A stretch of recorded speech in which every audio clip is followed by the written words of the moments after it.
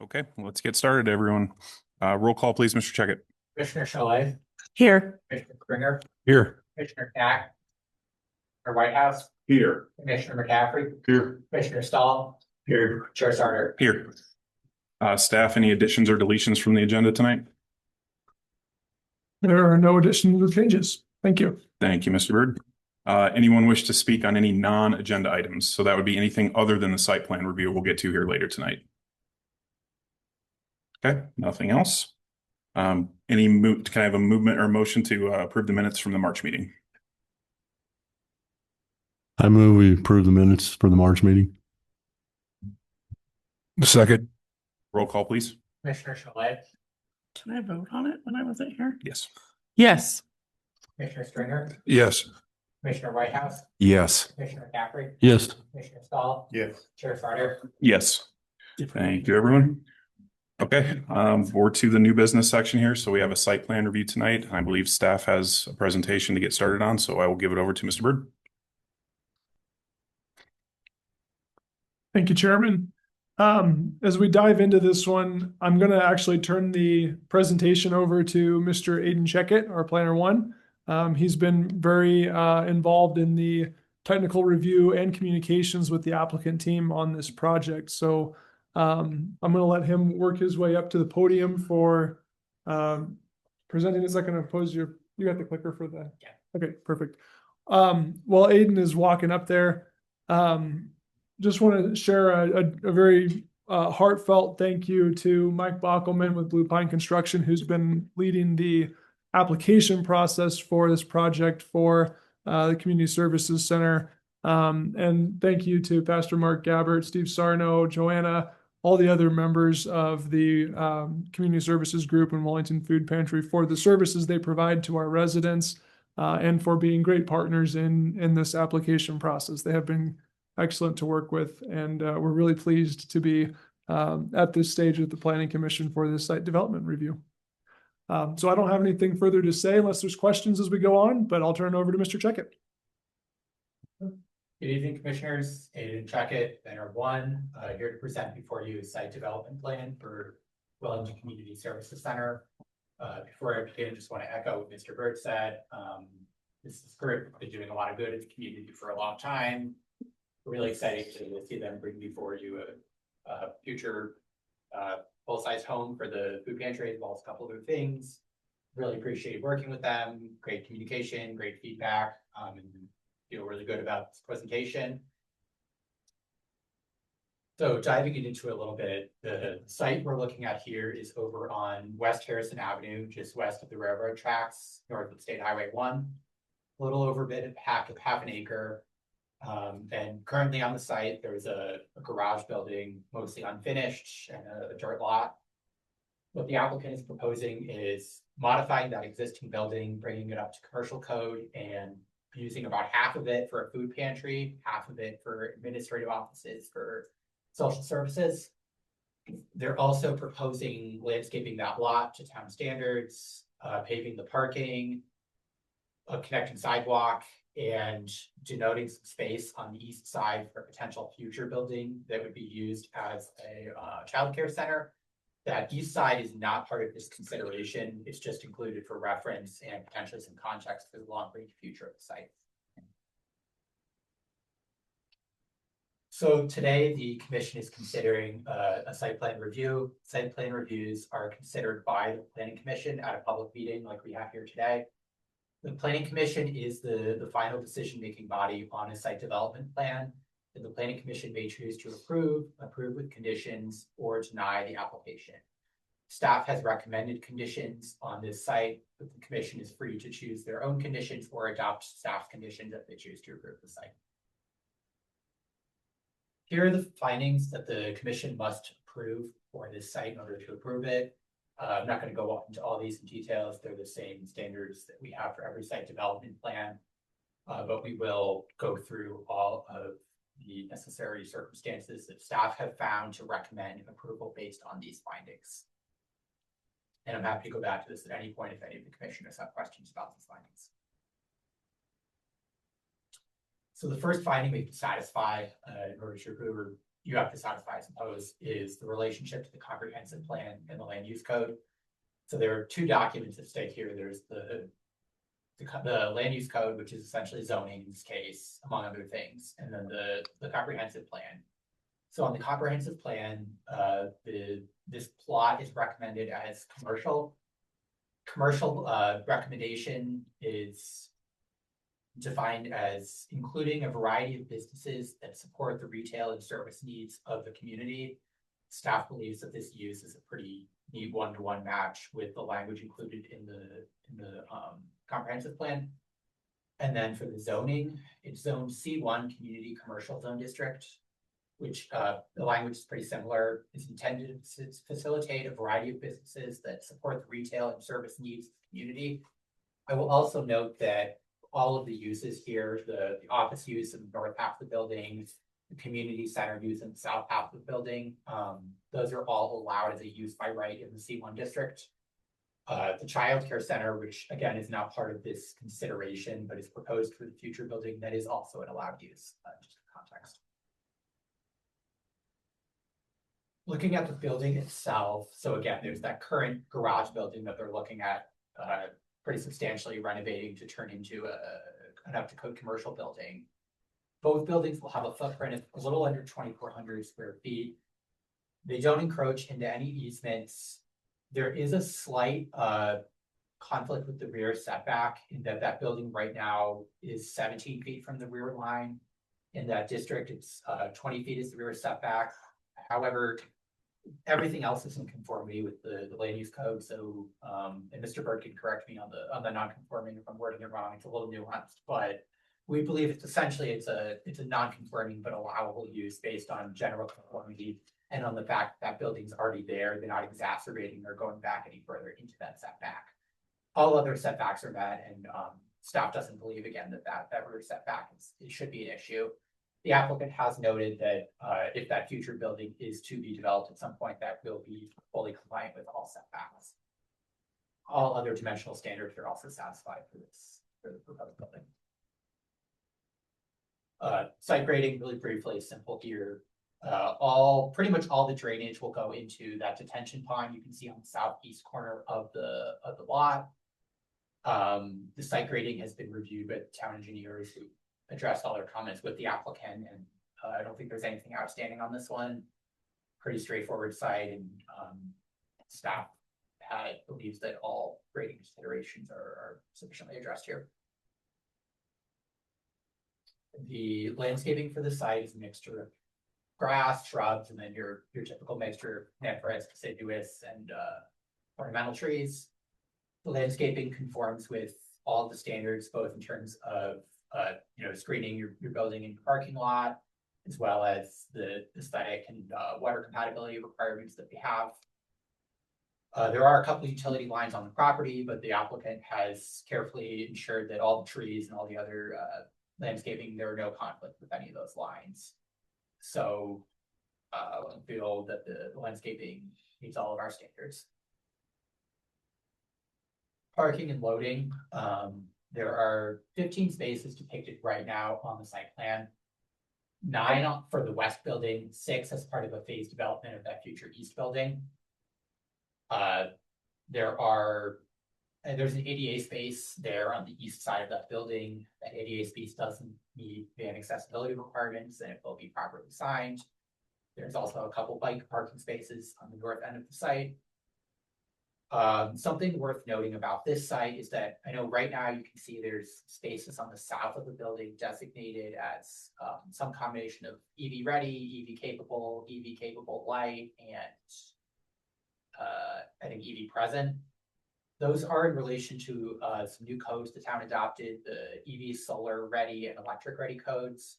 Those codes are not this commission's responsibility to adjudicate or interpret. But there will be some changes if this commission does recommend approval of the site. We've spoken to the applicant and believe there's a way to address those codes in a way that's a little bit less onerous on the applicant. So the number of spaces will be changed on a resubmittal that's included in the conditions of approval that we'll talk about recommended at the end of this. But just that's probably the most significant change on here that staff has talked to the applicant about. being a condition of approval, so I want to bring that up. One other thing to note, the loading area on the northeast side there, it is sufficient for smaller delivery vehicles, not for large scale semis. Applicant is aware of this and they believe that this is sufficient for their operational needs. Talked a little bit about the site itself. Again, they're substantially converting that building. It meets all of the setback requirements. The building entrances are clearly defined and transparent from the entranceway.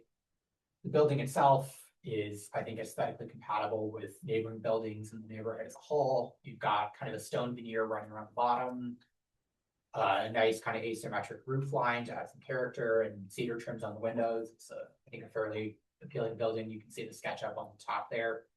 And again, as I mentioned, it is a little bit of a mismatched neighborhood. You've got some residential, you've got some commercial, and I think this building does a nice job at being compatible with all of the surrounding buildings. There are two existing water lines on the building. There's one in the southwest that actually runs off-site and serves a different building on the block. None of the applicants' proposed changes should impact that line. It's going to be maintained. There's also a line in the center that serves the existing building. That line will also be maintained and will serve the new building. The applicant will install a sewer line. There's not currently a sewer line on the property, and they'll have one that connects to the town sewer. There's also, you can see there's an overhead electric line in the rear. There are not going to be expected to be any conflicts with either the building or the landscaping. Staff actually spoke to TES Telecom, who operates a line on that pole, and they felt comfortable with the location. So no expected conflict with any utilities here, and all the necessary utilities should be provided. And then really briefly, you can see on the site plan, there's two proposed driveways to get in. The sidewalk off of Harrison will be continued in, so there should be both pedestrian and vehicular connectivity. And then the limited sidewalk that will be replaced for the construction and improvements on the driveway. And then a couple of sidewalks will be very minorly changed for some drainage considerations. Those will be replaced according to the latest town standards since they're being altered. So with all that, as I mentioned earlier, staff does recommend approval of this site plan for development of a commercial building subject to these two conditions of approval. And those are, number one, as we spoke about earlier, to revise site development plans to identify the future building footprint and eastern parking spaces as future improvements. And that's chiefly in line with the EV solar ready stuff that I was talking about. And secondly, to revise and resubmit site development plans to address all town staff comments and red lines. Town has provided the applicant with the staff's latest comments, and I believe applicant will speak to this, but I believe that they believe that we can find a middle ground on the few comments that we have left. So those are the two considerations that we're recommending approval with. And with that, I'm happy to take any questions or whatever the chair prefers. Thank you, Mr. Checkett. Any questions for staff? I have one quick question. Of course. So if I'm understanding right, the current existing building that they're modifying is non-conforming and that's protected. When they build the second building, that doesn't affect that non-conforming status of the first one, right? No, the second building, which again isn't under consideration today, but if it were to be built, it would be required to fully meet all setbacks. Okay, so I figured it didn't impact the first building, but just wanted to be clear so that there's no weird hang up somewhere down the line. Yeah, and Mr. Checkett did a good job of explaining and answering the question. Just to add a little bit of further clarity, it's not a non-conforming use, it's a non-conforming structure. And for non-conforming structures, they are explicitly outlined in the code that they can be modified or expanded as long as they don't increase the degree of non-conformity. So there are provisions to make the modifications that are being proposed tonight, even future considerations, as long as they don't increase that existing deficiency in the setback. So the building is protected is kind of what I'm Correct. getting at. It's Okay, legally good. protected as a non-conforming structure. Thank you. Awesome. Thank you. That was it. Yeah, perfect. Board, commission, nothing else for staff? Nope, right. Okay, we'll call you back up if something else comes up. Thank you. Thank you, Mr. Checkett. Nice job. I guess before we move on to deliberation, if there's anybody from the project team that would like to come up and say a couple of words about it or answer any questions or reinforce anything, you're welcome to take the podium.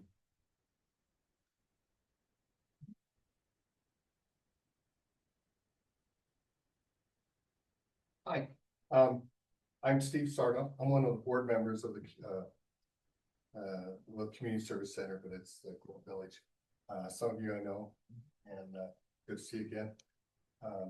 This is a project that we've been working on for a number of years, and it's changed and morphed into a lot of different forms as we've learned about different needs of the community. The food bank itself has been operating in Wellington for over 40 years. And for about the last, let's see, I've been to about 10 years, we were working out of the big gymnasium at the Boys and Girls Club, which worked pretty good. It still is a tremendous amount of work. As it turns out, they needed that gym. We ended up moving over to the River of Life. And a couple of things, it's a tremendous amount of work that's given by a lot of volunteers who put a lot of work into it. Previously, we had distribution twice a month. So on the first and third Thursdays of the month, we would be at River of Life. And what that entailed was to go over to the storage shed by the Zion Lutheran Church and load up all the non-perishables that was left over and take those over to the church while people are putting out all the tables, while the truck that we get from Larimer County Food Bank would come up and get our regular order. And so we'd have it all out in tables for people to come in that needed food and get what they needed. And when it was time to finish up, we boxed everything up and hauled it back over to the shed again. So it was a tremendous amount of work, very fulfilling, obviously. We just felt that it was a non-sustainable. We just couldn't keep this going as it was. We knew there were a lot of people that were needing services in the community that were not being served. So then we decided to look into a permanent home. The first thing the project is that we were looking at building a building on the south lot of Zion Lutheran Church. And we were going to have a food pantry, actually through, I get these blank things. The town of Patty had directed a couple of us to go down and look at, gosh, where's my House of Neighborly Services place in Loveland. And it's amazing facility down there that they provide a tremendous amount of services. We came back and realized that there's a lot of services in Wellington that people really desperately need that can't get it for a variety of reasons. You know, one car, time, whatever to get to Fort Collins. So that's, we decided to expand it into not only a food pantry, but a means for social services for the town. We looked at this project. It was a little big. To make a long story short, this property came up, and we looked at it and thought this really will fulfill our needs. So we bought it, and since then we were able to work out an agreement with the school district, Poudre School District, where we're leasing an old modular building at the old middle school. If some of you are familiar with that blue modular sitting there. And we're using that now as a permanent temporary home. And it has been amazing to us, not only the work that it saves, so we keep all the food there. We've got shelving, we've got freezers, refrigerators, everything's there all the time. So that we have distribution 3 days a week, Tuesday, Thursdays, and Saturday mornings. And so not only does it save the volunteers a tremendous amount of work, it gives much more access to so many people who need it that couldn't get it before. So this is sort of give us a test run for what we're going to be able to do when we get our permanent facility. We know how to work. We've some of the bug worked out. In addition to this, Larimer County Human Health Services has already committed a long time ago to 2 full office spaces. And if you want to go onto their site and see the amount of services that Larimer County Human Health Services Department offers the community, unbelievable. So we're so excited to bring that to Wellington, because we're sort of a desert up here. There's just not any resources for people in town that need social services. So between having this food pantry, a permanent home, and having the offices for services for the community, we're very excited. We think it's a win-win-win for everybody, and we hope you see it the same way. we'd certainly answer any questions if need be. Did I leave anything out? Well, maybe the third thing that we want to address is the lack of mental health services in town. So we're hoping one or two of the other offices will be occupied by agencies or individuals that offer mental health.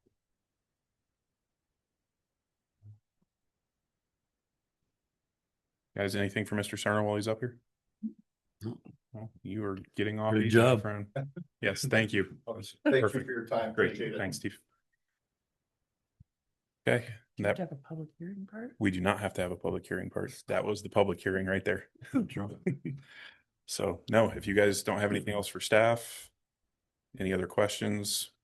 No, it was a good, it was a good presentation. It was very complete. Yeah. Obviously a few outstanding things, but very professional work by everybody. So I don't have any questions. Cool. Yep, great project, guys. Thank you so much. Building looks great in the rendering. So I'm excited because I know there was like a hiccup there with trying to build something, so that you found something is really exciting. And it's exciting for us because it's an existing building that's going to have a good use in it with great upgrades, it looks like. So, Okay, well, let's approve it and then we'll give them their accolades. There you go. well, that was my deliberation. Anyone like to move to approve? That was her. She was just going to slide right into the motion. I don't have the motion in front of me. Oh, thanks, This White Aiden. House does. That's very helpful. Go for it, buddy. so I make a, what am I looking for? It's on your screen. I know, well, which screen? The one on, the There you go. one that. Oh, there. I don't know. I'd have done it. So I make a motion to approve the site plan as presented this evening with the following conditions as recommended by staff. Revise the site development plans to identify the future building footprint and eastern parking spaces as future improvements, and revise and resubmit site development plans to address all town staff comments and red lines. Second. Could have done that. Roll call, please, Mr. Checkett.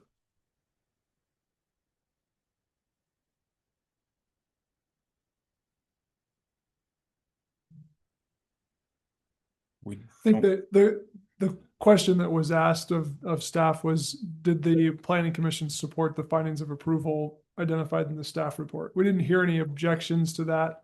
So just if the person who made the motion, Commissioner Whitehouse, and then the second from Commissioner McCaffrey, if you agreed with those findings, we can update the motion. I would say updating the motion to say that the board agrees with the conditions of approval. Findings. Findings of approval. Yes, the findings of approval, please. The second still follows. Very good. Thank you for the clarification. Thank you. Good catch, Mr. Checkett. I'm out. Moved and seconded on the floor. So yes, roll call, please. Yes. Yes. Commissioner Whitehouse, Yes. Commissioner McCaffrey. Yes. Commissioner Saul, Yes. Chair Sarter. Yes. Awesome. Congratulations, guys. Great project. Good job. Thank you. Yay. Can I make a comment now? Yes, now we can give them another, yes. Mark, if you have an opportunity, if you can get me some kind of an idea of what the numbers are in the mental health needs space, then in my position on a different board with a known mental health group, I will advocate to try to get them to recommit to being up here.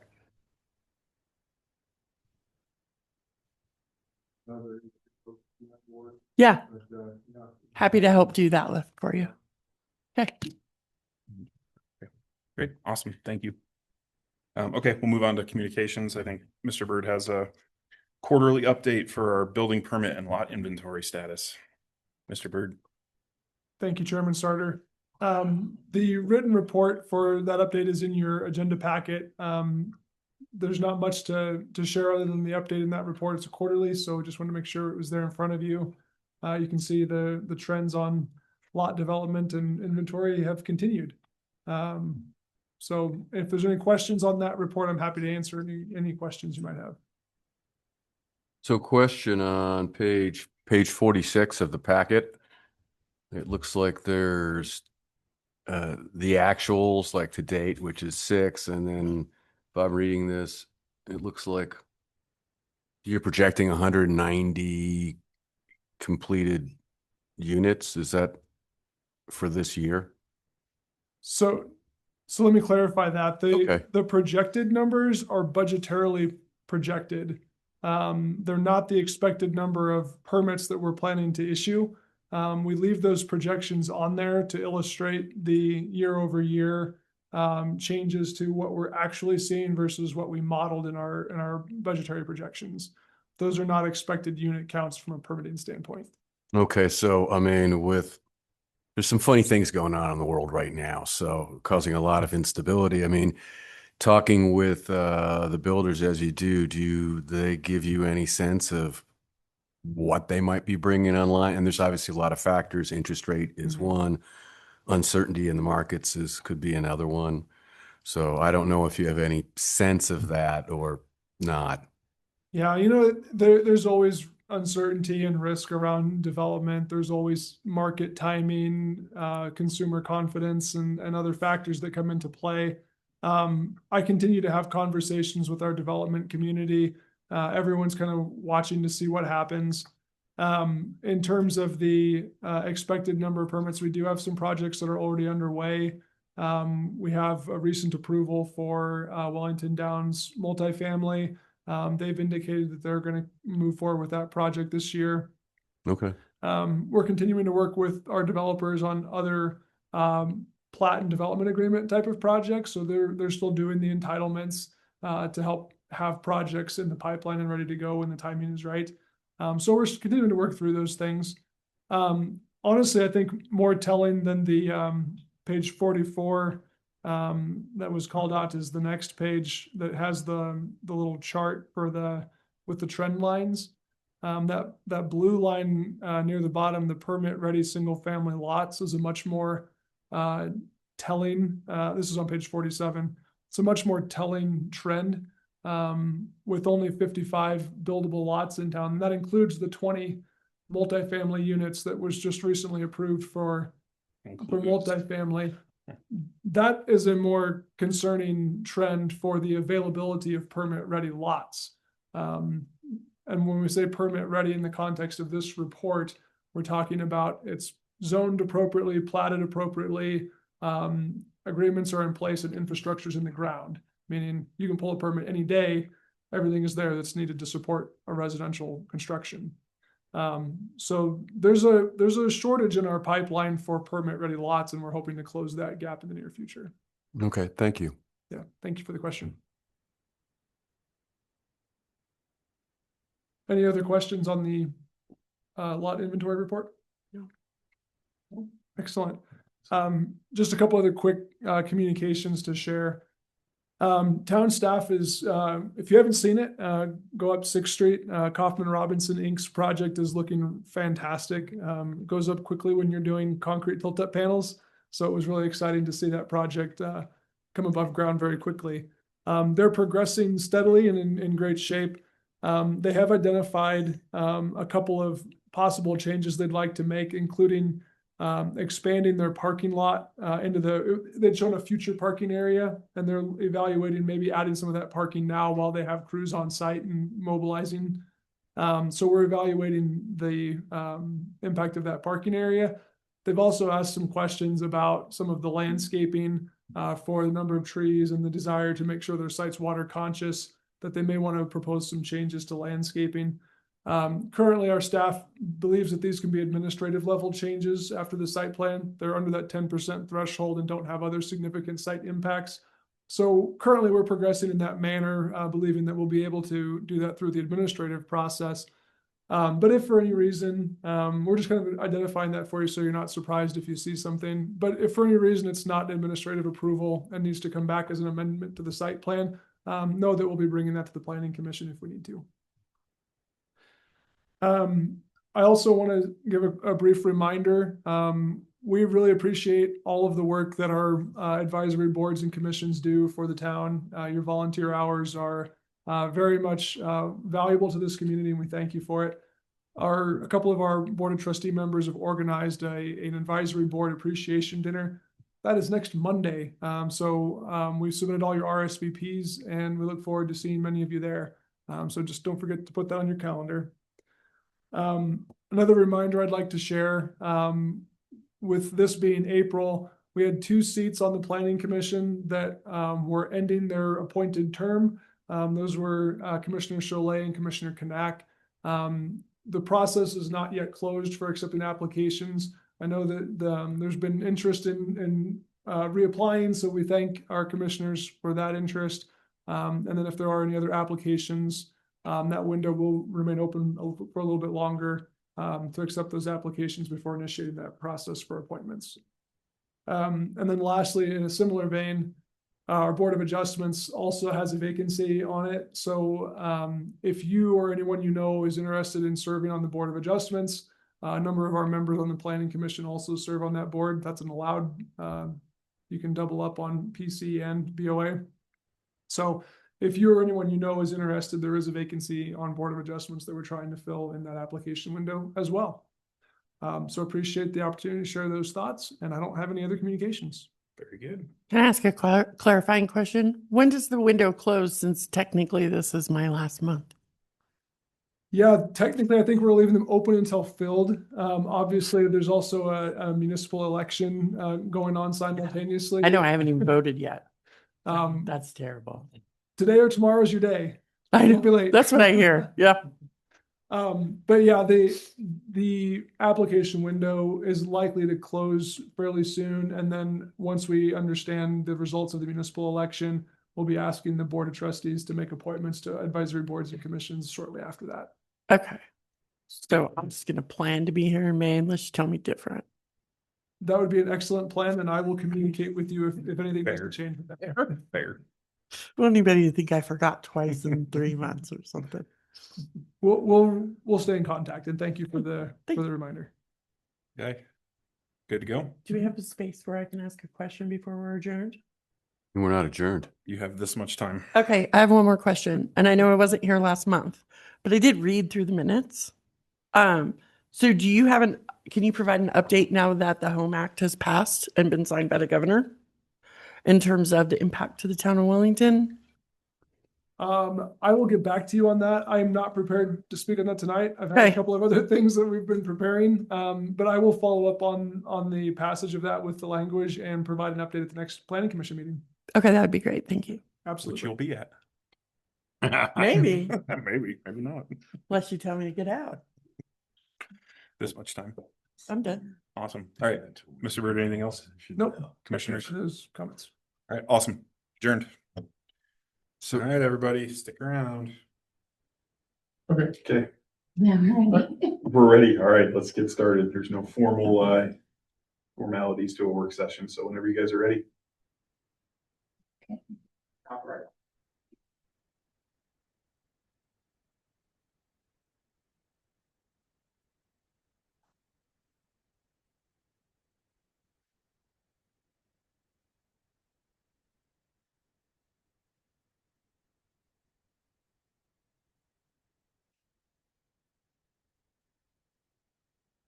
Did you want me to start? Okay, I think we can. All right, well, I'll do, and then maybe some quick introductions. Appreciate everyone joining us for this work session. We've been really fortunate to be undertaking the town's first ever transportation and mobility plan. It's a big step. It's been long needed, but we are making progress. We've conducted, I don't want to jump too far into Stephanie's presentation, so I'll let her do it. But the town is fortunate. We've partnered with Felsberg, Holt, and Olivig to undertake the transportation mobility master plan effort. Real briefly, the master plan includes an existing conditions analysis, public engagement. We're looking at our transportation systems for vehicles, bicycles, pedestrians comprehensively. We're also doing a street design guidelines update. So that's the engineering standards and details related to our road layouts and construction.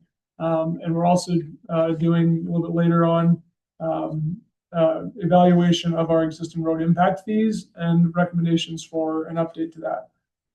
So we're still kind of getting started on the project, but we've done a lot of the phase one engagement and public engagement and existing conditions analysis.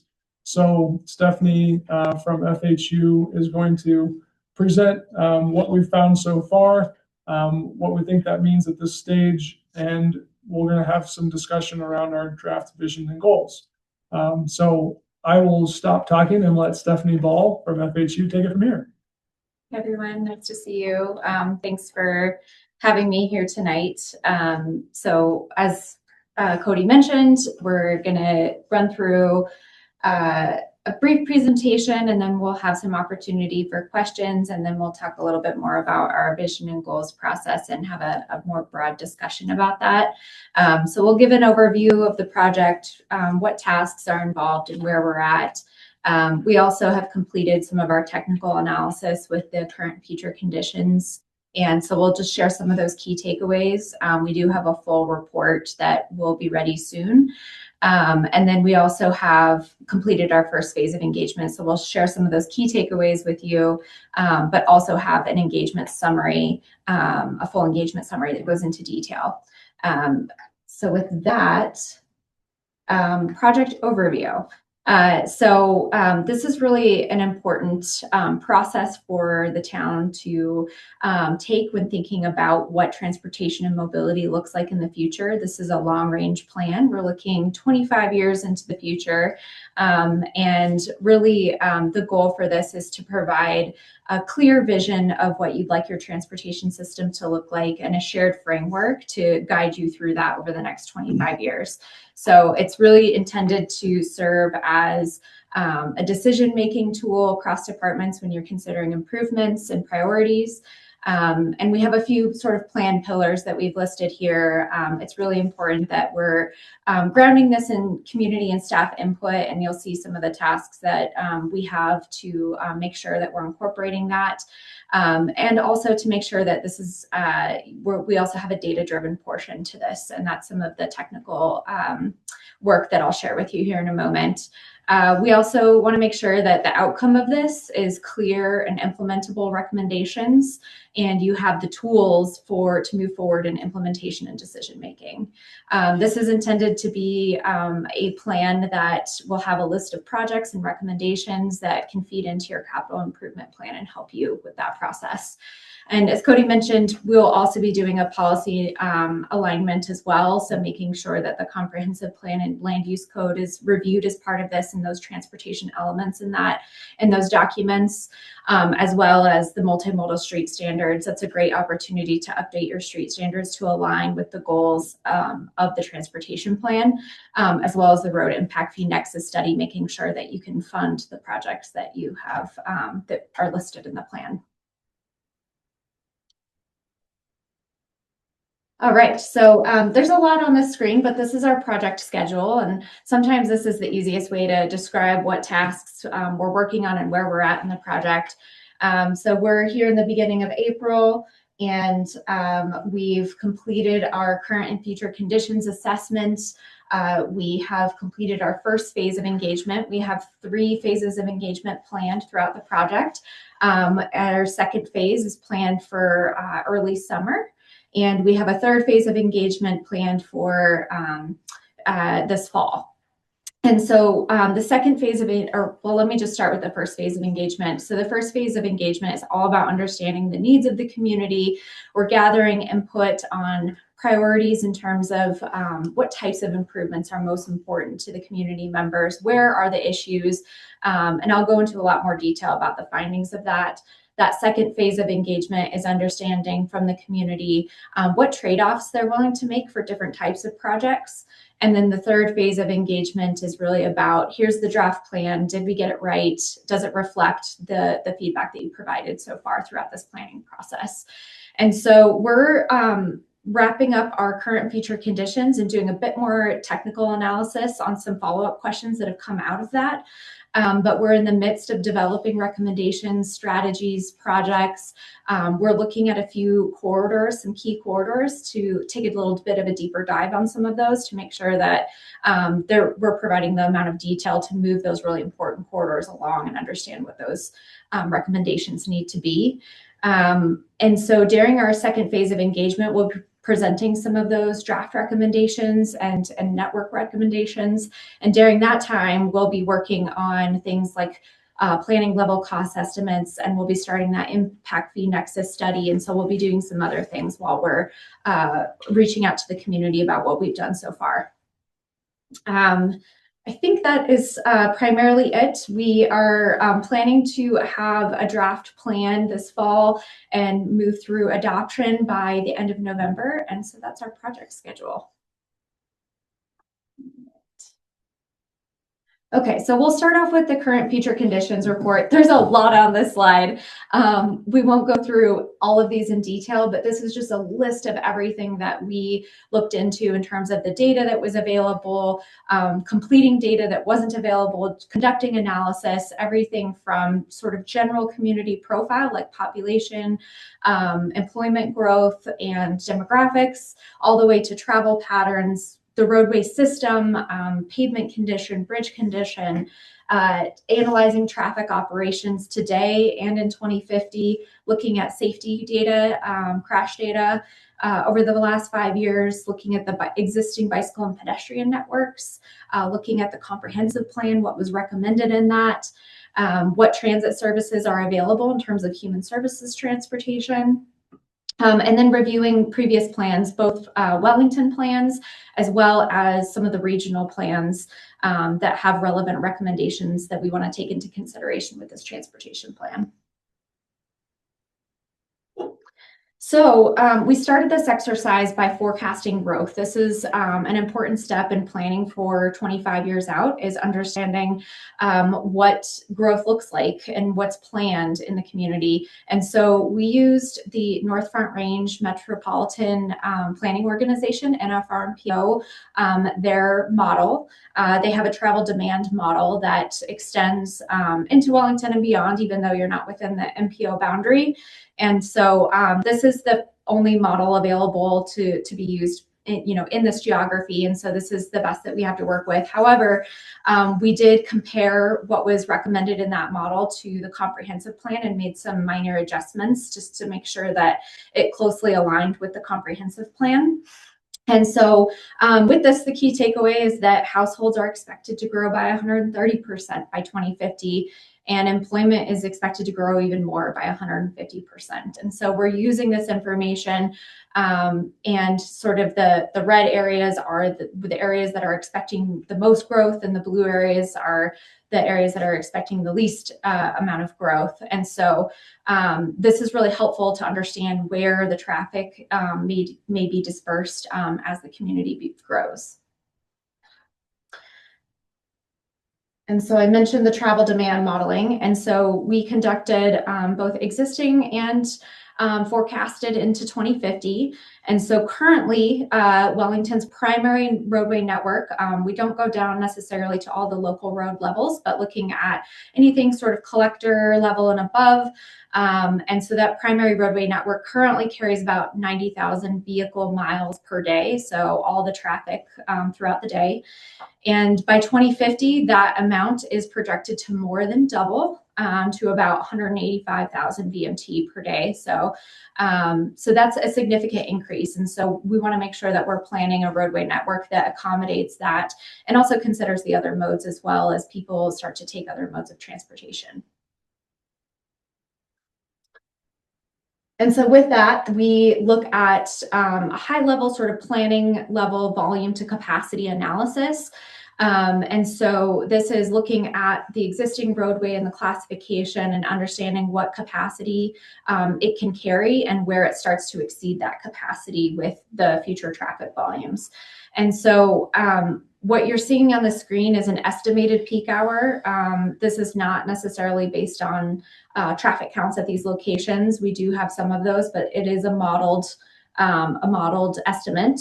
And so I think to no surprise here, we are seeing that there is some areas over capacity in the future around the interchange. And so with this, some of this information and some of the other future plans that we know are happening in Wellington, we're also modeling what it would look like if we added an interchange at County Road 58. So that'll be another alternative that we'll that we're in the process of analyzing right now. Does that say that we're over capacity already at the overpass? It says, yes, yeah, just that bridge section. Yep. Yeah. Not shocking. Yep. You didn't know that. Just like, but it's nice to see that what Yeah. we live is actually like demonstrated in real data. Yeah, some of these data points are validating, others are eye-opening, Right. or what's to come. So staff has gone through this with Stephanie too and had some similar reactions to, yeah, knew that was coming Yeah. in. That's a surprise. We need to look into that. It should show the the on ramp Yeah. or the off ramp, because sometimes Yeah, that's still on the highway. We definitely heard that in the comments as well, the community comments. So yes. Just have to convince CDOT. Brian says we're on the 10-year plan. No, I don't just think that Do what matters. everybody else does and peel off 25 onto the frontage road wherever you feel like it. A bridge from Ridley's to the other side, because Then you get stuck on the fringe. I mean, like, it's my house is like right there. Yeah. A lot of those qualitative comments have really been captured in the phase one engagement summary from the public also. Yeah. I bet you heard about the light on the east side frontage road. It's better with the new camera. Or people are smarter, Well, which I don't put a lot of Let's weight in definitely that. get to that. It's more validating, so you can sit back and Yeah. be like, mm-hmm, yep. Yep, yep. And maybe jump ahead too, that Yeah. we're giving you an overview and you're also gonna get a technical document that's the summary of the phase one engagement, existing conditions and future condition or future needs assessment. Yeah. So you'll get a more detailed, robust document that explains a lot of that in detail from what we heard. This is just intended to be an overview for framing. Exactly.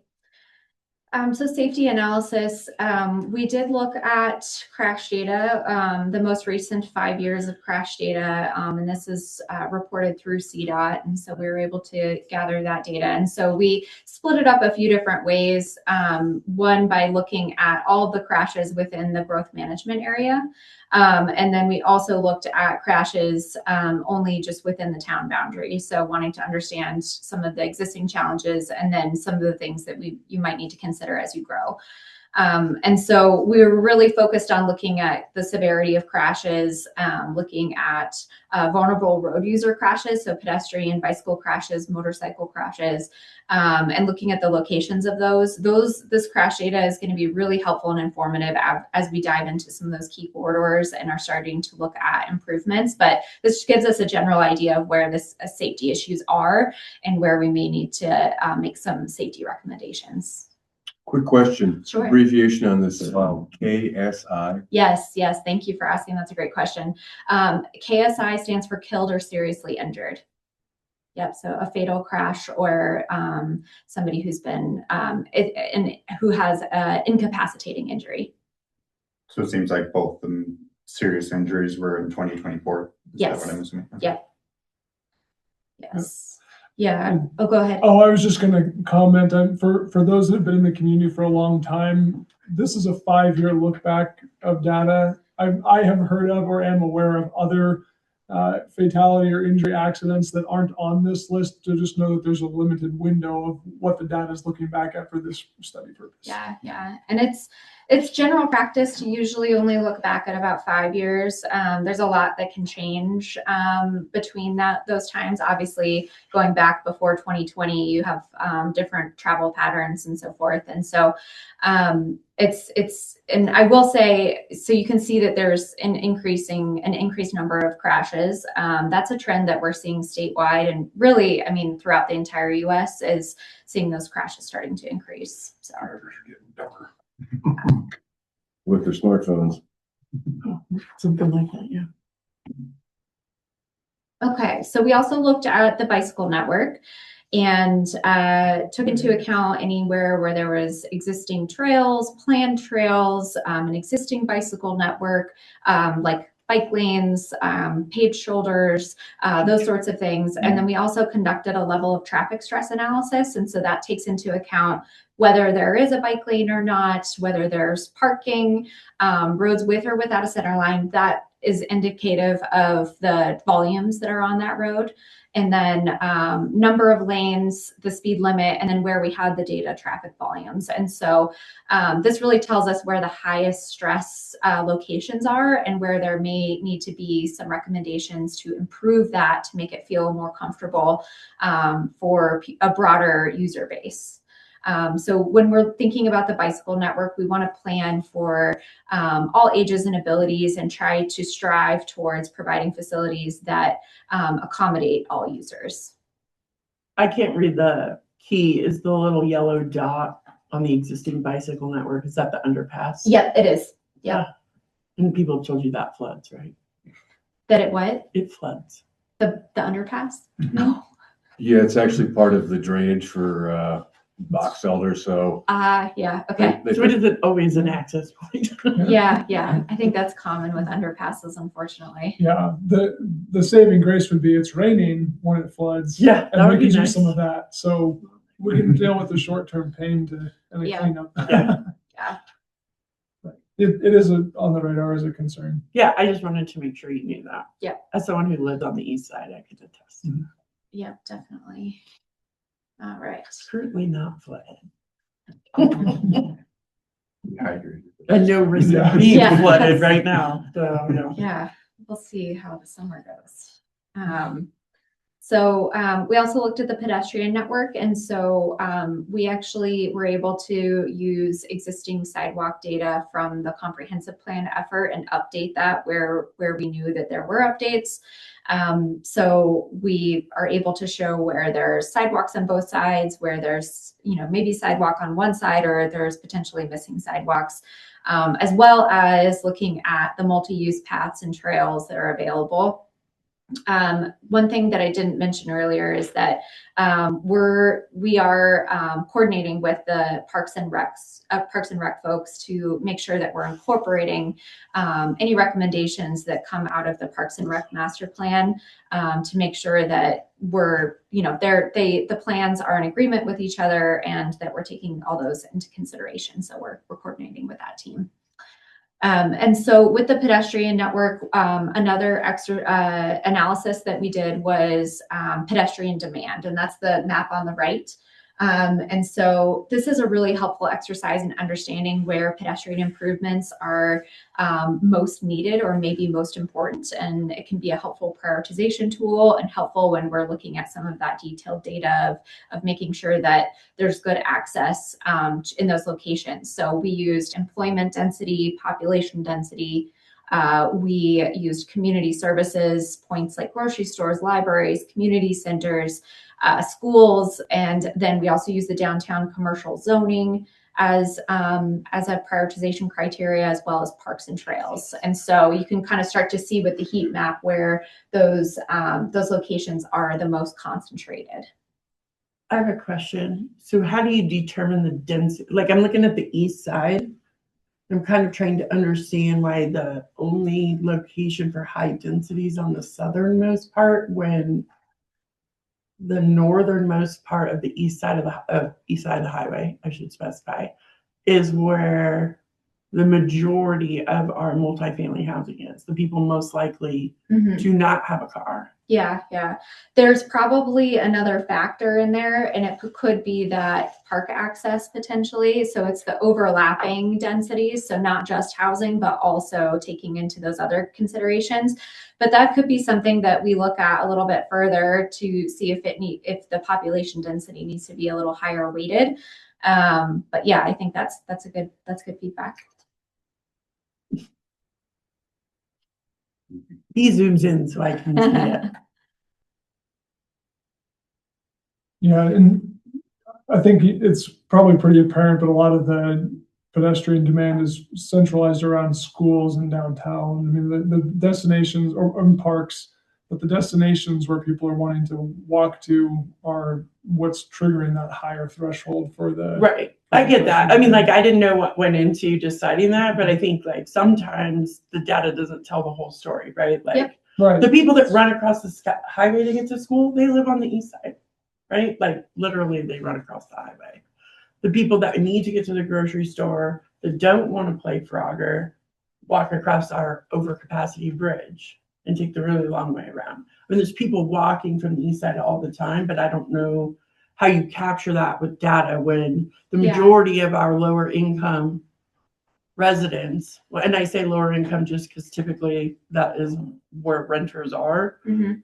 they live on the east side, and we're now building another multifamily housing unit over there, increasing that density. So Yeah, and I think that's where the community feedback and obviously your input and staff input really comes into play, because data doesn't always tell the whole story. So we could analyze all of this and miss something. So it's definitely just a piece of the puzzle. So yeah.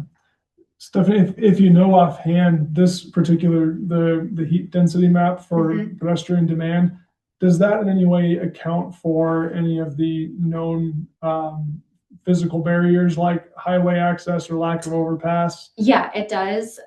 So it is using the street network. So that's,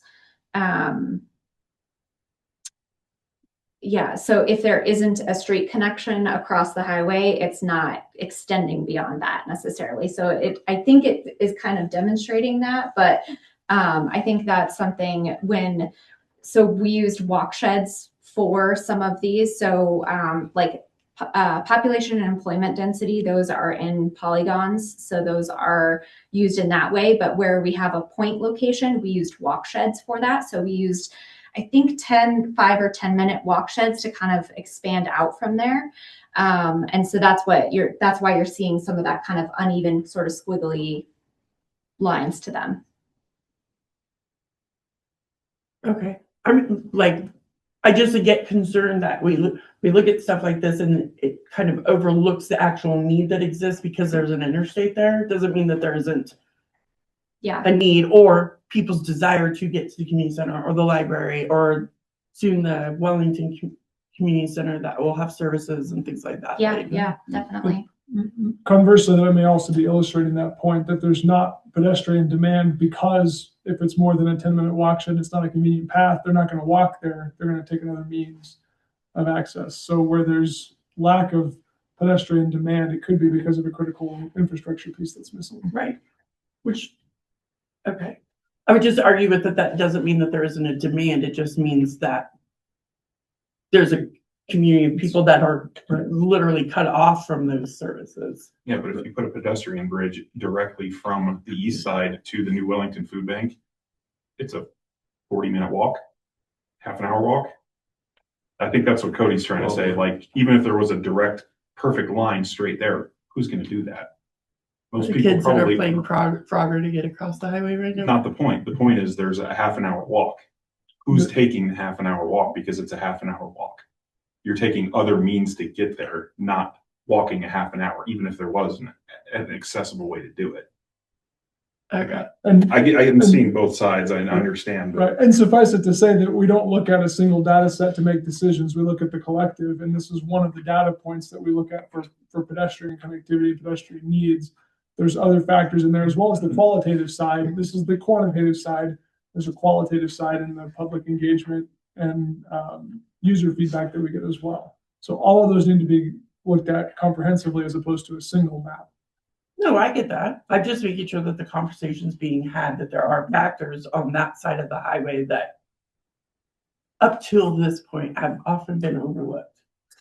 Same is true for railroad access across Absolutely. the railroad, Highway 1. I mean, you name the physical barrier, there are numerous instances where that affects mode choice and accessibility to the public.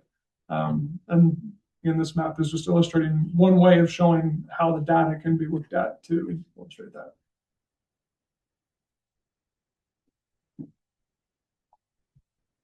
All right, so moving into the engagement feedback. So for our first phase of engagement, the engagement window was open from October 9th to January 25th.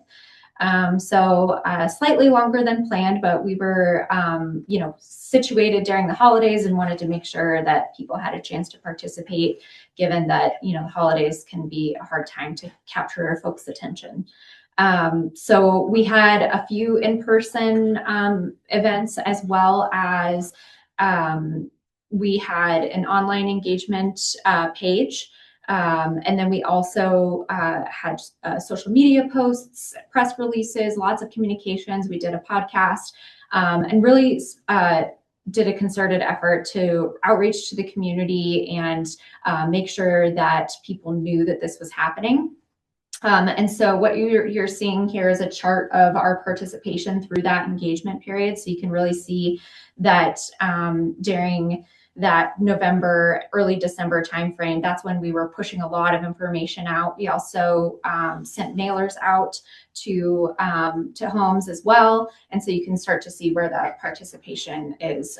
We attended the Budget on Bonanza event. We had a board there and let people know that this was happening. We also were at Mingle on Main in December, and then at the Senior Center in late January. So we felt like this was a pretty good level of participation for a town of this size. We had in that box there, that's the participation summary. So 729 views of the project page. 3-page views in Spanish, 1 in Arabic. And then we received a lot of really great location-specific feedback. So 224 map pins, which was really helpful because then I think other folks went to the map and they could see the pins that other people had left. And instead of leaving their own comment that was the same comment, they could upvote it or they could downvote it.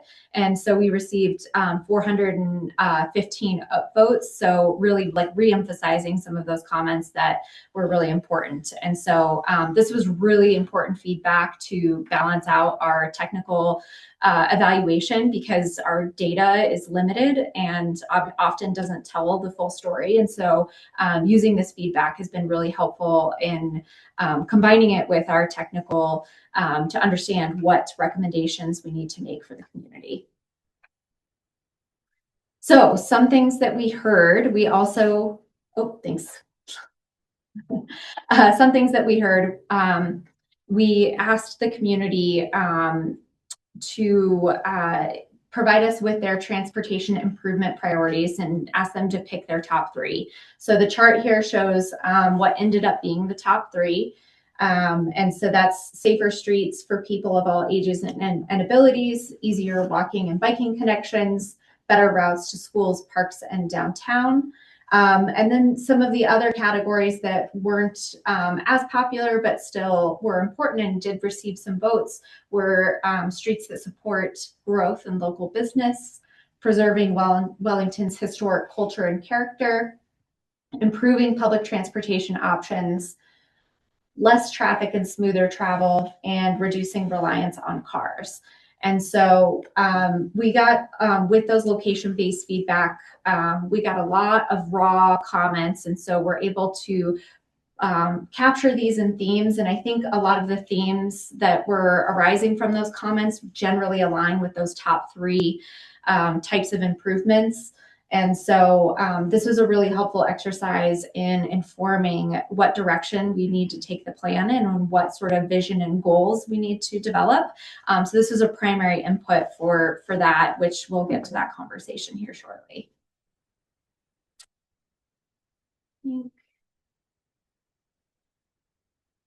Okay, so this slide generally summarizes our key takeaways from this first phase of the project. What the data tells us versus what the community told us. And I think there's a lot of overlap in this. So the data tells us this is a growing community and there's definitely going to be a need to accommodate that growth. There's regional and auto-oriented travel patterns, especially regionally. There's some localized gateway pressure. So those entries into town, there's starting to be some pressure there. Rising safety trends, and there are some multimodal, so walking and biking network gaps. And what the community told us is that safety is the most important. They want to be able to connect to daily destinations, lots of barriers at major corridors. I think that was clearly reflected, a desire to complete the multimodal network, and a lot of comments in discussing maintenance as a safety measure. So what's next for us after this is evaluating some of those key corridors and locations and developing townwide recommendations that include strategies, network recommendations, projects, and programs. So I want to pause before we go to the next segment of our presentation and just open up the floor for any questions that you might have about the current future conditions assessment and the first phase of public engagement, or more generally about the project. Any of these initial findings, surprises? Anything missing? Essentially the same. They're just kind of jumbled up between the two lists, right? Yeah. So prioritization, I mean, the plan's going to address everything. But as far as prioritization, I guess, how would you weigh the data versus the community feedback as far as prioritizing? That's an excellent question. That is a great segue into the vision and goals discussion, if we're ready for it. That's because everybody just keeps voting you in. Because nobody else What's wrong with you? Stop it already. What do you think I wanted to be chair?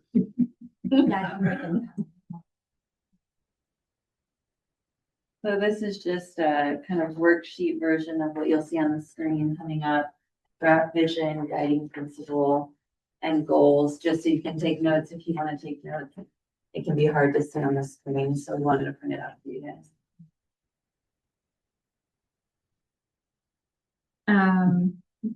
Yeah, any other thoughts on some of the takeaways? Okay. Well, before you look too deep at your handout, I'll just do a brief presentation to orient you on how we came to these, and then we'll open up for discussion and go through these in a lot more detail. As part of a transportation plan, we develop vision and goals, and this has a few key purposes. One of those is to guide the direction of the planning effort, and make sure that we're developing recommendations that are in alignment with those vision and goals. But it's also used to evaluate. So when we have the whole wish list of projects that need to happen, how do we prioritize those? Well, we see how well they align with each of the goals of the plan, and we score them. And so it's a great transparent process to use that. And the vision and goals are intended to be informed by the community, by staff, by previous plans, by the technical findings, and so forth. And so we've been collecting a lot of information to get to this point. I think we're here, and we've got a good set of draft vision, a guiding principle, and goals for you to review. We went to the town departments and had a coordination working session with all the town departments to workshop these as well. And yeah, so some of the background and how we, thank you.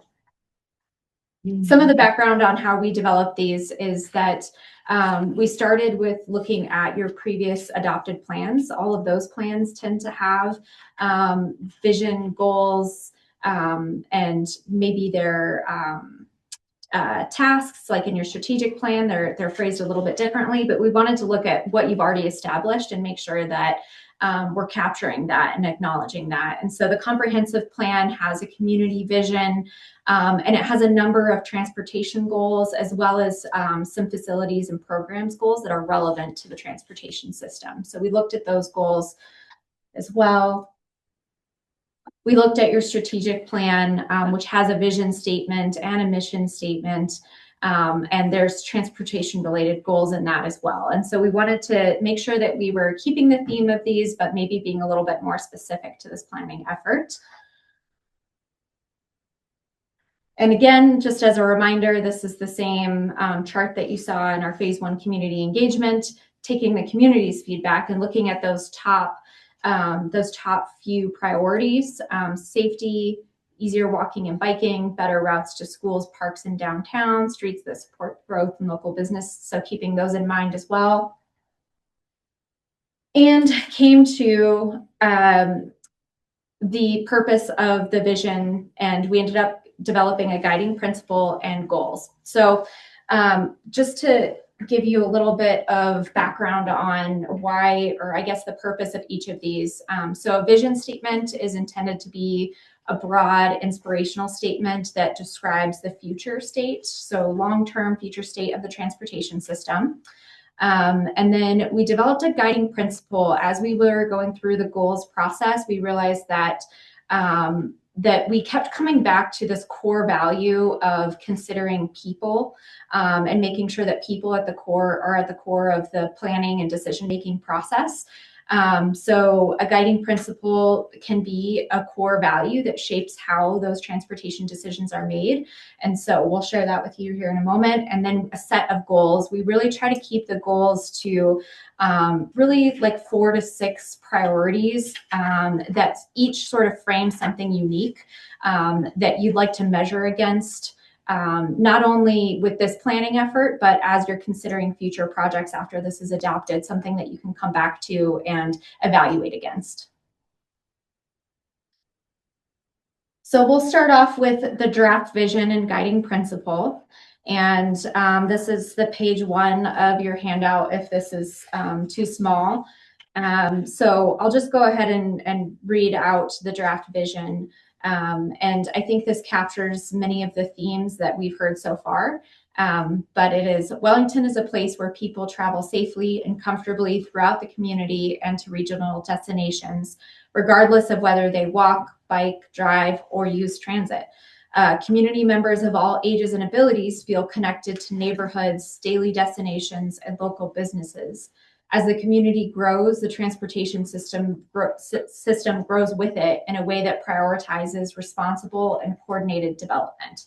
There's a lot of words in there, but I think it hits on all the things that we heard that were important to Wellington and in terms of what the community envisions for the future. So I'll just pause and open up if you have any thoughts about that vision statement, if there's anything that's missing from that, or things that you'd like to emphasize.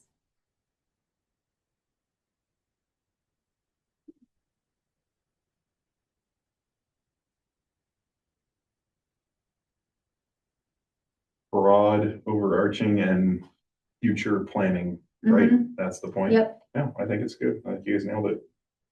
I think it's good too. We went through a lot of revisions. Okay, and we can come back to this too, because I think the goals are where we're going to have some opinions. But so like I mentioned, the draft guiding principle, this was something, it's not always part of a transportation plan, but like I mentioned, we kept coming back to this people first. And it didn't really fit as a goal because it applied to all of the goals. And so wanted to make sure that we were capturing that. And so the draft guiding principle is to prioritize the needs and experiences of people when planning and improving Wellington's transportation network. The focus will be on creating a well-connected system that is safe and comfortable for residents, workers, customers, and visitors of all ages and abilities to reach daily destinations. Transportation decisions will support accessibility, independence, and quality of life by ensuring people can move around the community in ways that work best for them.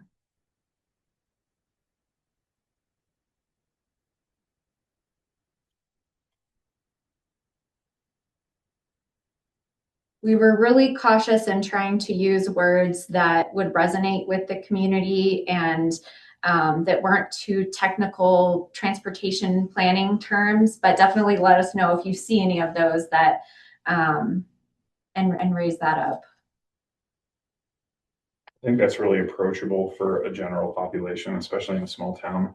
They're going to want to see the people first aspect. Yep. You know, not so much as if you're doing major urban planning that maybe has a different shift and a different focus to it, but for what we're trying to accomplish, I think that makes a lot of sense. Yeah, yeah. I don't see any red flag words that might freak anybody out. That's what I was Yes, looking for. win.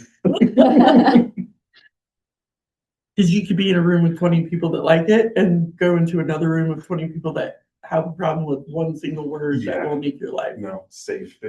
difficult. Yep.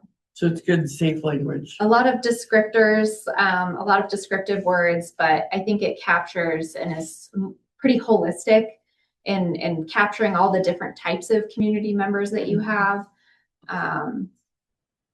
Yeah. Yeah. Okay.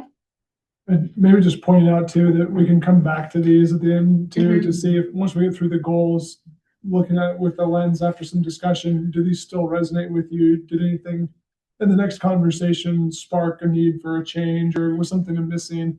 I know Stephanie alluded to it. This has had a number of revisions. This has gone through.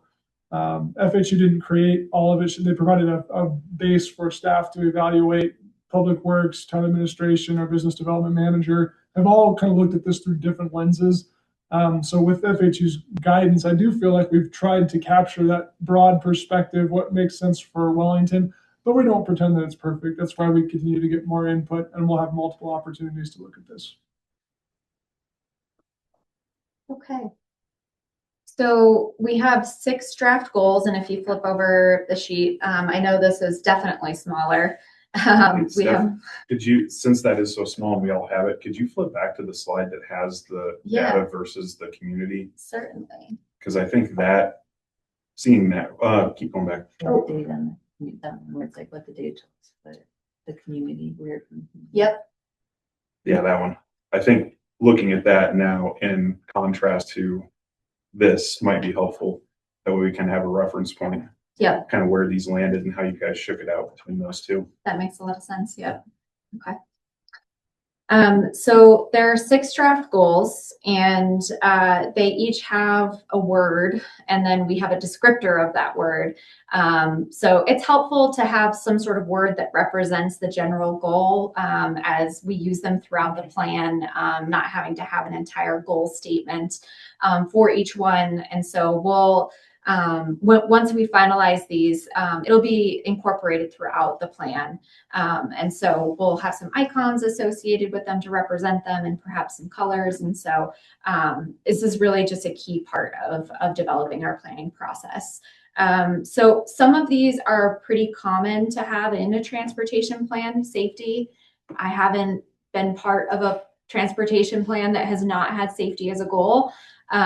So I think there's some typical ones in here, but there's some ones that are pretty specific to Wellington as well.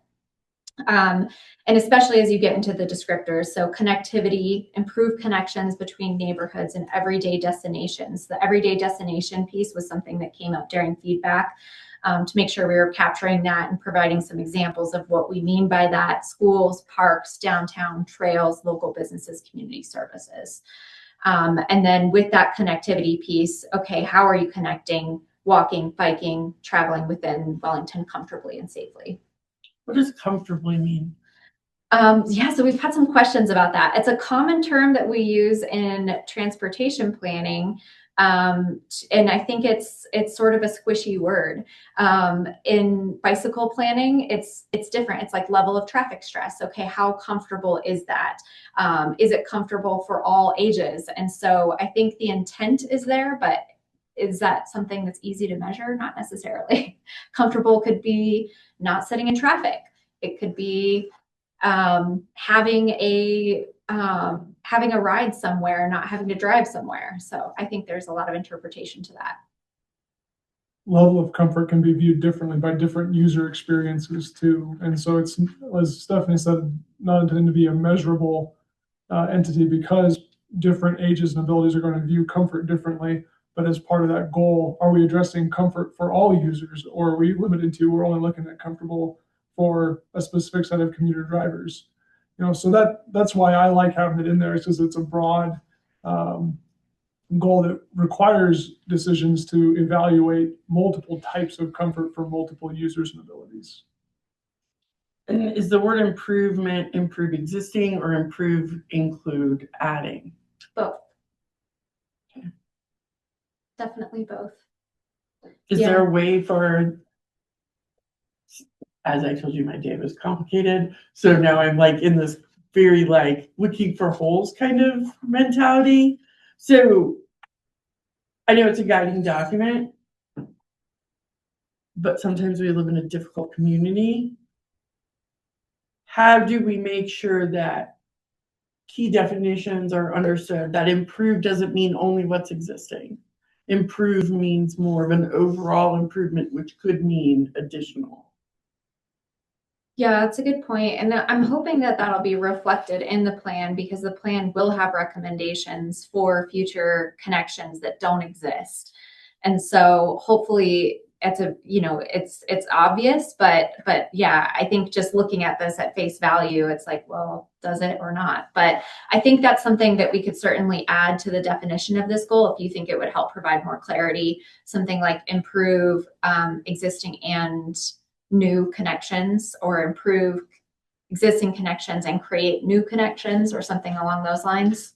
Yeah, I don't know what that looks like. Just in the sense of people sometimes are purposely obtuse or even not purposely obtuse, right? When they're looking at something of, oh, well, we shouldn't do that because the plan says this, and intention is lost from the plan to implementation and approval of things. Yep. All right. Well, safety, this is the less controversial one. But ensure that all community members of all ages and abilities can travel safely, whether walking, biking, driving, or using other mobility options. So that sort of captures anything else, whether it be a scooter or some sort of future transit. The town will prioritize improvements that reduce crashes, improve crossings and visibility, calm speeding traffic, and create safer streets and intersections throughout Wellington.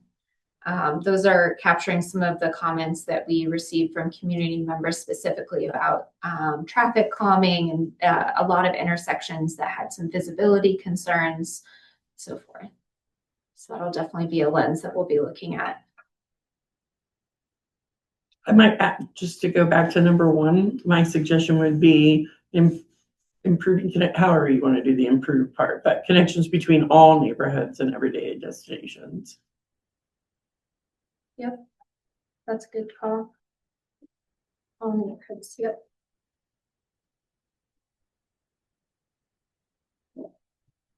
All right.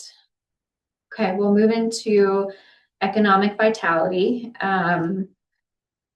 We wanted to make sure that we were capturing the economic health and the growth aspect and taking that into account and how the transportation system interacts with that.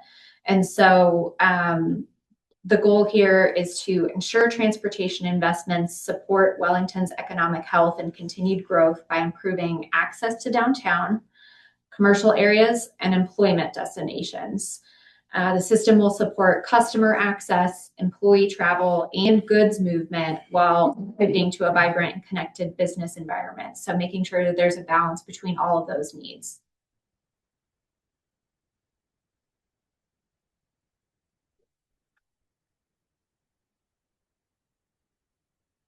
All right, let's keep going and you can keep thinking. Stewardship. This is something that doesn't always come up as how it's phrased in here, but I think when we're talking about maintenance and maintaining what you have, this is really important. Our public works folks were excited to see this as a goal because this is something that they need to take into account when they're developing new infrastructure is, can we maintain it with all of the other maintenance needs? And so so this goal is to protect and extend the life of Wellington's transportation infrastructure through proactive maintenance and strategic investments. This includes maintaining streets, sidewalks, crossings, trails, addressing aging infrastructure, and prioritizing improvements that provide long-term value to the community.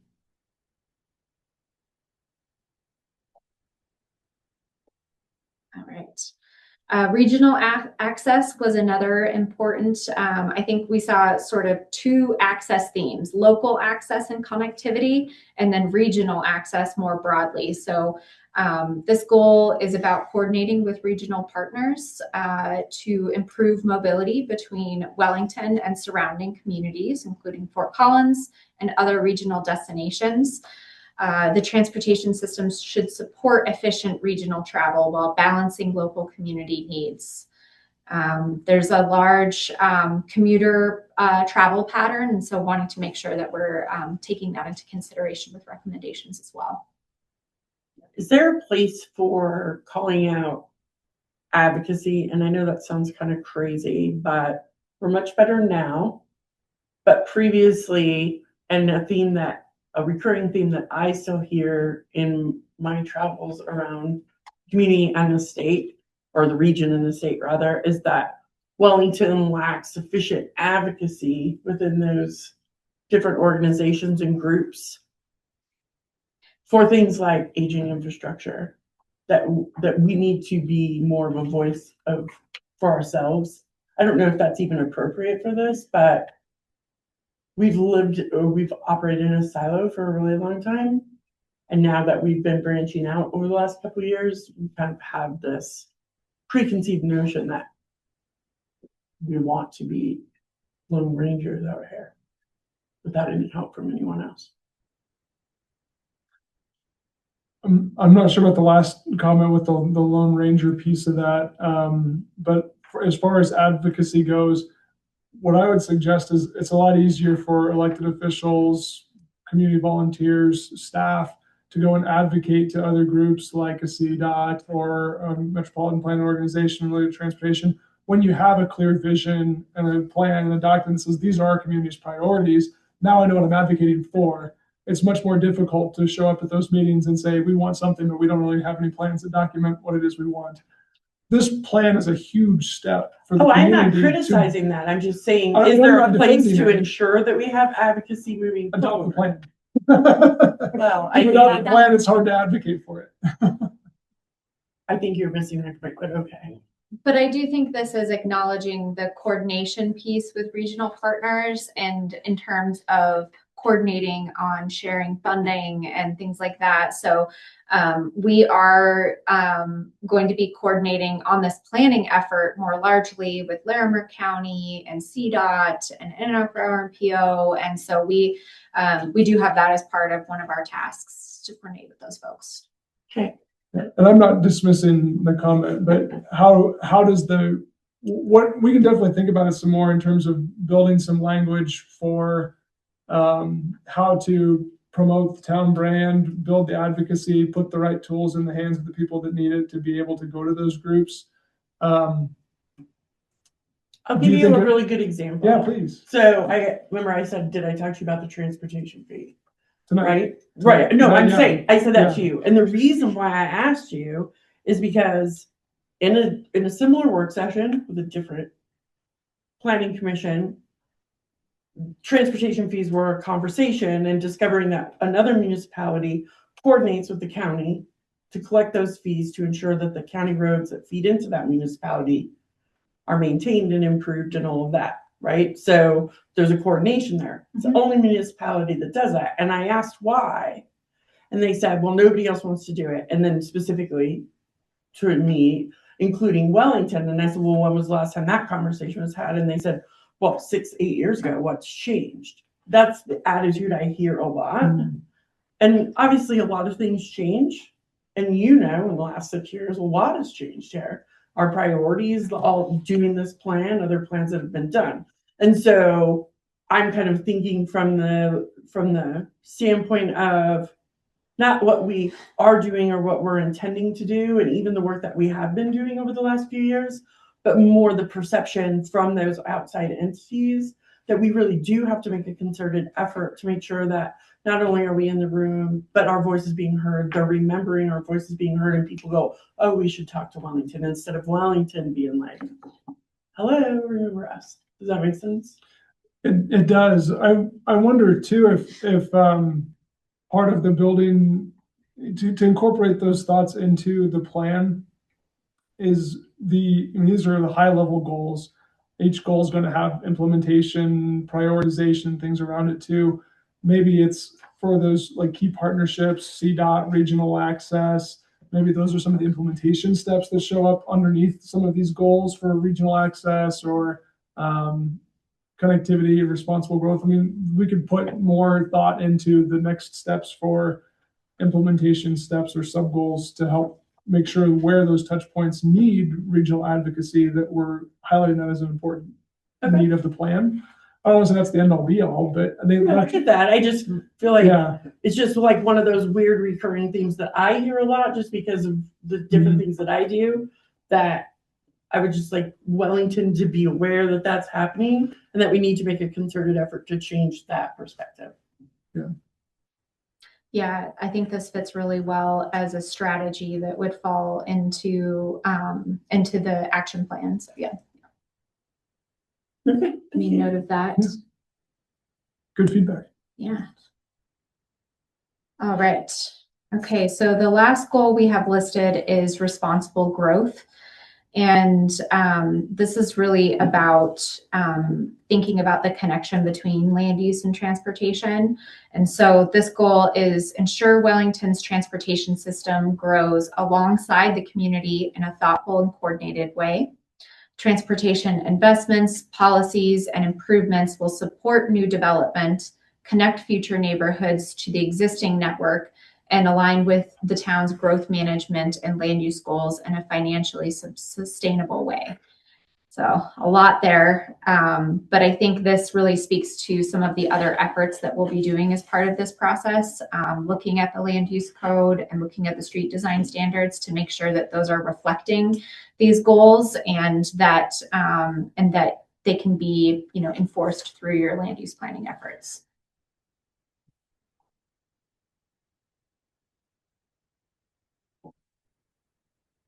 All right, what are we missing? I think that's a good distillation. These are a good distillation of that. I think the responsible growth one's obligatory. That has to be in there. Mhm. That's a buzzword around this town. Just That pays its own way. yeah, it's almost That's the end of that, right? Like responsible growth that pays its own way. yeah. Yeah. It's fine too. No, I'm satisfied with those. I think you guys did a nice job with them. They're not necessarily ranked, right? They're not. So what we'll do in our next phase of engagement is we'll share the vision and goals with the community as well. So we could make some changes based on feedback that we get.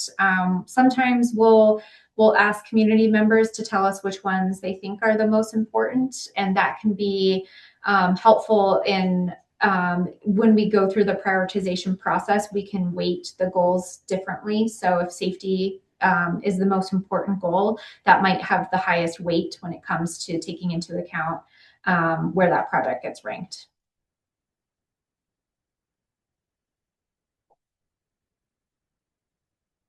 You feel good with the separation of these 6 goals that we've drafted and identified? I know originally there were some conversations internally about connectivity, and we ended up separating it as 2 distinct goals for kind of local need and the regional need, because originally it was all kind of one interconnected connectivity generally.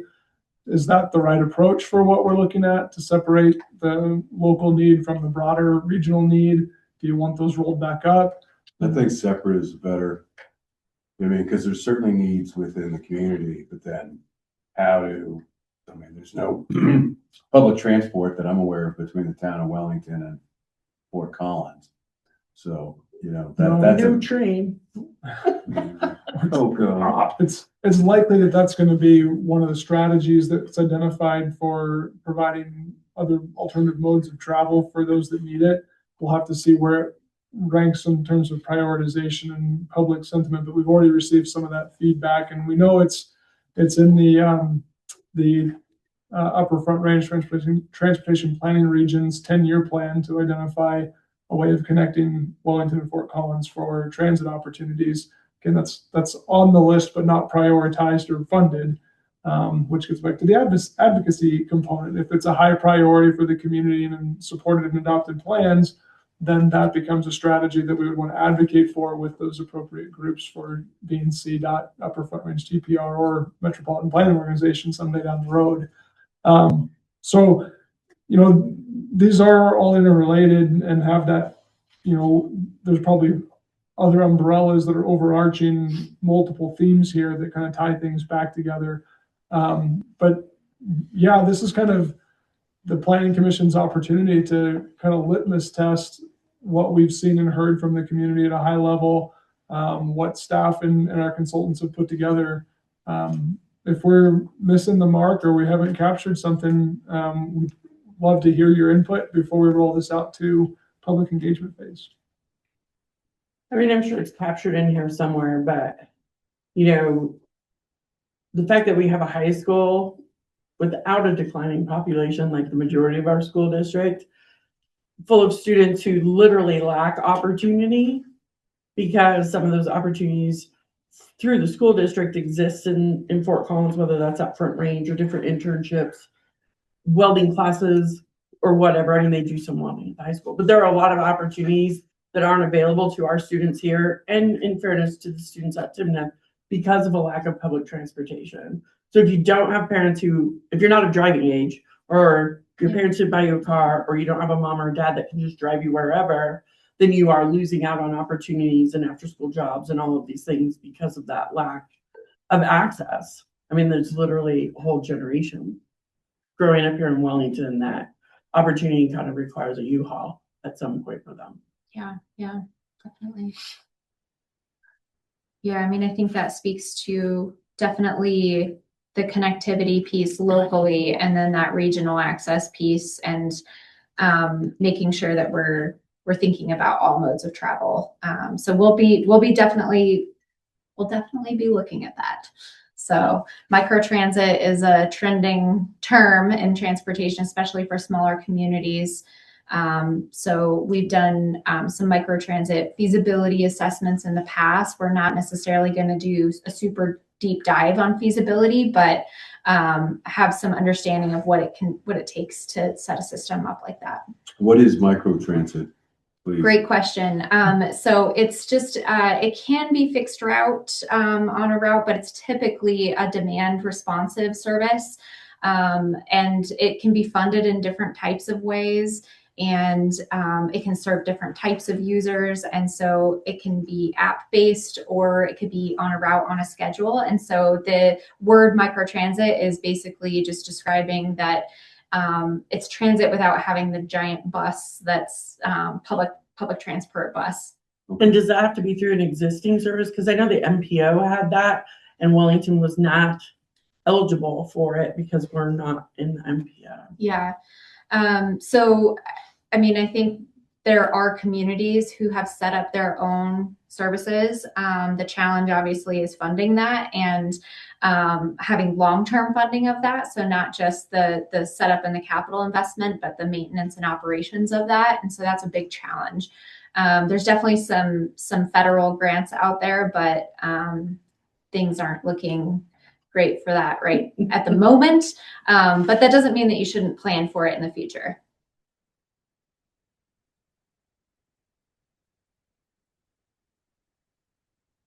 Y'all talk too much over there. Just saying. Sounds good. I mean,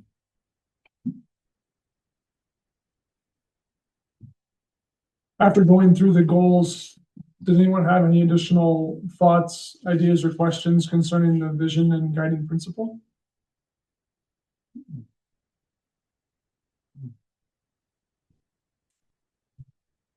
Well, I'm sure if this is anything like the comp plan, I suspect people in the community will have Yeah. I was gonna some, say, let the, I was gonna say, let Gen Pop, it works right now. they're gonna tell you if they like it or not. Yeah.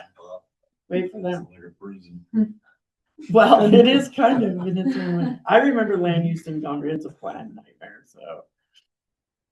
I think it's gonna be good to have the community vote on what's the priority most Yeah.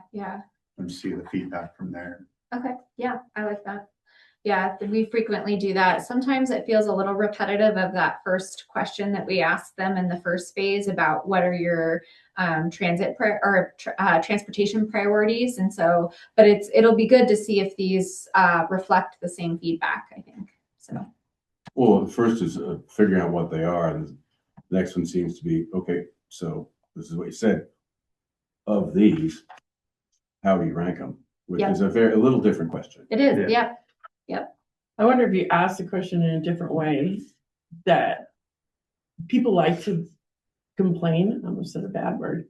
People like to complain, right? Like they just do. And so if the question is more phrased like, what do you or people in your family or household or whatever, what transportation barriers do you face?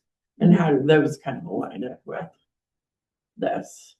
right? And some people might say none, right? Mhm. Like, but it might give a different data set that we don't already have.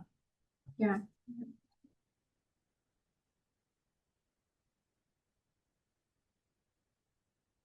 People complain, they just do, right? Like, Not very. No. and I've been meaning to call my printer and complain to him about something. I don't know what yet.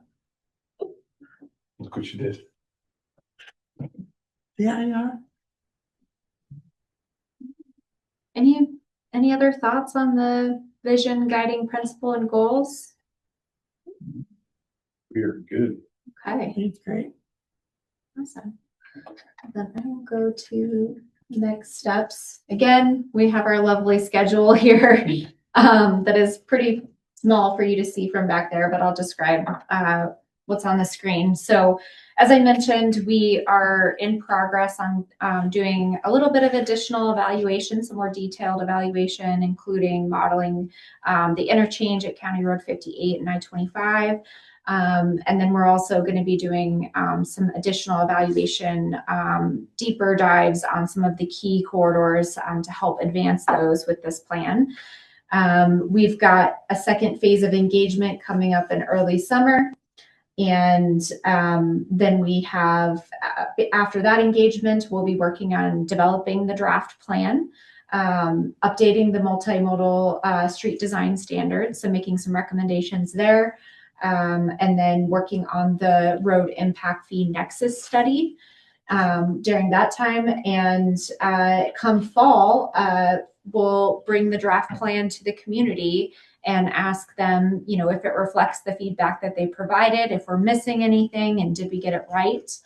And then we'll have some time after that to make some updates and changes to the plan before we go through the adoption process.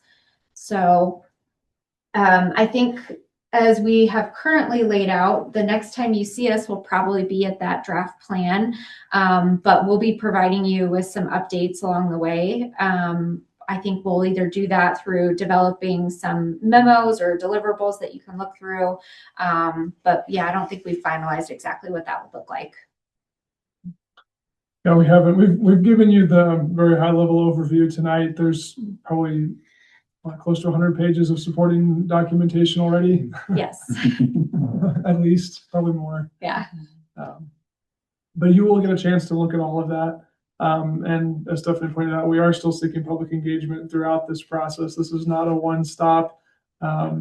We'll think about some of the phrasing for some of the questions and how we ask for that public engagement to solicit responses, and how we incorporate that feedback. But we will be giving you much more information to come out. It'll have a lot more of the supporting details, so you can kind of dig in a little deeper into what the comments were and how the themes you're seeing tonight were distilled out of that data set, as well as the technical side of things on the data-driven side. It was actually quite interesting to dig through it. I know that everyone has all the time in the world, but there's a lot of information to get into there. It was good. What do the diamonds mean? Okay, it's very. Oh yeah, the diamonds are our deliverable deadlines. Okay. Yep, yep. I assumed, but then I was like, well, I'm not sure. So I Yep, better yep. ask. And the squares are meetings. Very nice. Yep, nice work. Thank you. All right. Well, we're super excited to continue working on this and continue sharing information as we work through the plan. But yeah, it's been fun so far. The first phase of engagement was great, and you've got a great community who is super invested in their community. So Yes, they are. Yes, they Excellent. Some of them. As long as it stays exactly the way it is. Thank you, everyone. Appreciate the feedback Thank on you. the. You bet. Thank you, Patty. Thank you, everyone. Thank And thanks for all your hard work on this. yeah, you're welcome.